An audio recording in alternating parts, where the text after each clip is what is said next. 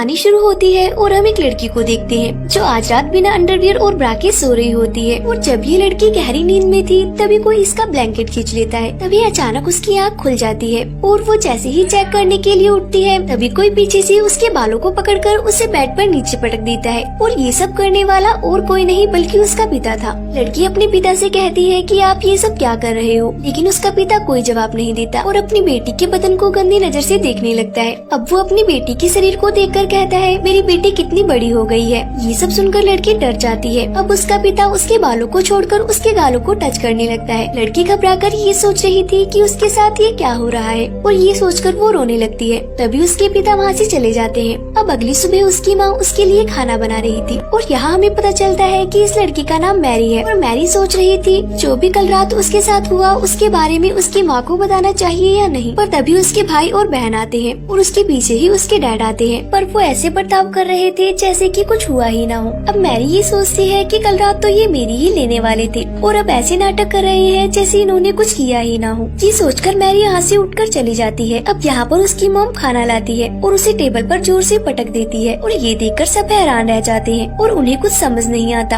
अब उनकी मॉम अजीब तरह से खाना खाने लगती है जैसे कि कई दिनों से भूखी हूँ। उसे ऐसा खाते देख वो सब डरने लगते हैं। तभी मैरी का छोटा भाई खाना उगल देता है और कहता है खाने में बहुत ज्यादा नमक है। तभी उसकी मॉम उसका खाना झपट लेती है और पागलों की तरह खाने लगती है। आखिरकार इन लोगों के साथ ये सब क्या हो रहा है। दरअसल जब से ये लोग नए घर में शिफ्ट हुए हैं तभी से इनके साथ अजीब चीजें हो रही हैं। उनके पड़ोसी कभी उनके आंगन में अजीब से स्टैचू लगा देते हैं तो सुबह कोई उनके सामने मरा हुआ जानवर लटका देता है और पिता हर रात अपनी बेटी के साथ जबरदस्ती कर उसके लेते हैं। मॉम सुबह सुबह अजीब जानवरों की तरह खाना खाती है और वो अपना खाया हुआ खाना अपने बेटी को भी खाने को देती है, लेकिन बेटा नहीं खाना चाहता। वो अपने डैड की तरफ देखता है। डैड कहते हैं कि अगर तुम नहीं खाना चाहते हो तो मत खाओ। ये सुनकर मॉम डैड को गुस्से भरी निगाहों से देखने लगती है। इसके बाद वो खाने को टेबल पर फेंक देती है और प्लेट्स को भी नीचे फेंक देती है। अब मॉम उन सभी पर चिल्लाने लगती है और अपने बेटे से कहती है जो मैं बनाती हूँ उसे चुपचाप खा लिया करो। वो इतने जोर से चिल्लाती है कि उसका बेटा डर के मारा रोने लगता है। उन्हें समझ में ही नहीं आ रहा था कि ये सब क्या हो रहा है, लेकिन ये तो अभी बस शुरुआत थी। इसके बाद हम देखते हैं कि मैरी नहा रही होती है। तभी कोई उसके पास आकर खड़ा हो जाता है, लेकिन जब वो शीशा साफ कर देखती है तो उसकी जुड़वा बहन वहाँ खड़ी होती है जो उसके साथ सिर्फ मजाक कर रही थी। फिर ये दोनों बहनें मैरी के कमरे में चली जाती हैं और यहाँ पर मैरी की बहन उसे बताती है कि कैसे हर रात उसके डैड उसकी लेने आते हैं। मैरी को यकीन नहीं हो रहा था कि ये सब उसकी बहन के साथ भी हो रहा है। तभी उनके डैड वहाँ पर आते हैं और उन्होंने इनकी सारी बातें सुन ली थी, इसलिए वो चाकू निकालकर उन पर हमला करते हैं। तभी मैरी उनको धक्का देकर वहाँ से भागने लगती है, पर उसके डैड उसकी बहन के बालों को पकड़कर उसको उठाकर फेंक देते हैं। पर मैरी सीढ़ियों पर गिरने की वजह से बेहोश हो जाती है। अब उसके डैड स्टोर रूम से एक हथौड़ा लेकर आते हैं और तभी हम देखते हैं मैरी को होश आ चुका था और वो अपनी बहन को ढूंढ रही होती है। और तभी उसे एहसास होता है कि उसके पीछे कोई खड़ा है और जब वो पीछे मुड़कर देखती है तब उसे उसके डैड नजर आते हैं जो हाथ में हथौड़ा लेकर उसकी ओर बढ़ रहे थे। वो उसको कुछ कर पाते तभी मैरी उनके सर पर कुछ मार देती है, लेकिन उससे उन्हें कुछ भी नहीं होता।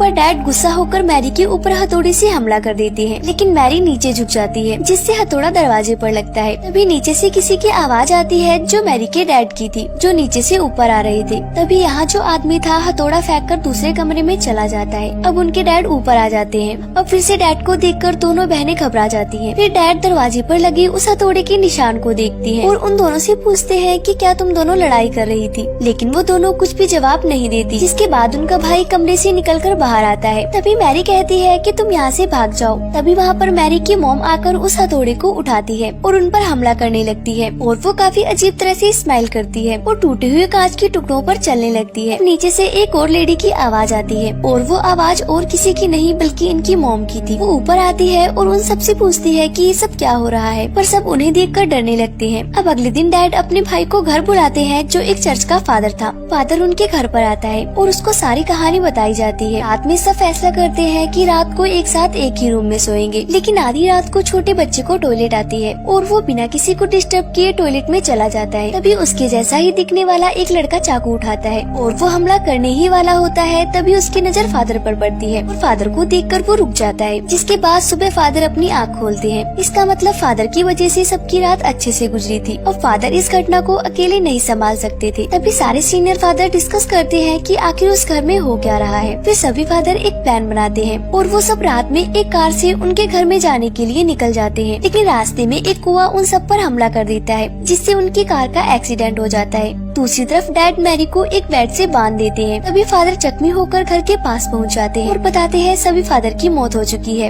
अब जो कुछ भी करना है हमें ही करना है। इस बात के लिए डैड मान जाते हैं, क्योंकि अगर कुछ नहीं किया तो वो शैतान सबको मार डालेगा। जिसके बाद फादर मैरी के ऊपर एक क्रॉस रख देते हैं और उस पे लकड़ी से मारने लगते हैं, जिससे मैरी को बहुत दर्द होता है। फिर उसके डैड मैरी के पैर को पकड़ लेते हैं ताकि मैरी ज्यादा ना हिल सके। फादर छड़ी से लगातार उसे मारता ही जाता है, जिस वजह से मैरी बेहोश हो जाती है। तभी हमें उस गाड़ी का सीन दिखाया जाता है जिसका एक्सीडेंट हो गया था। वहाँ पर पुलिस फादर को गाड़ी से बाहर निकालते हैं और हमें पता चलता है कि असली फादर तो यहाँ पर है। तो जो मैरी को मार रहा है वो कौन है? असल में वही असली शैतान होता है। अब मैरी की माँ कहती है कि बस करो, अगर ऐसे ही फादर मैरी को मारते रहे तो उसकी जान चली जाएगी। पर डैड अपनी वाइफ को दीवार पर पटक देते हैं और वो अपनी वाइफ को मरता हुआ देख फादर की ओर देखने लगते हैं। फिर वो फादर एक अजीब सी स्माइल करके डैड के ऊपर हमला करता है और वो उन्हें चाकू से मारने ही वाला होता है कि तभी वहाँ पर असली फादर आ जाते हैं और एक मंत्र पढ़ने लगते हैं, जिसके बाद वो शैतान वहाँ से गायब हो जाता है। और फादर मैरी के सामने एक शीशा रखते हैं जिससे वो शैतान बाहर आ जाता है। जिसके बाद फादर उस शैतान को अपने अंदर समा लेते हैं और वो मैरी के डैड को कहते हैं कि मुझे मार दो। मैरी के डैड फादर के पेट में उस क्रॉस को घुसा देते हैं, जिससे फादर और वो शैतान दोनों ही खत्म हो जाते हैं और इसी सीन के साथ मूवी का एंड हो जाता है।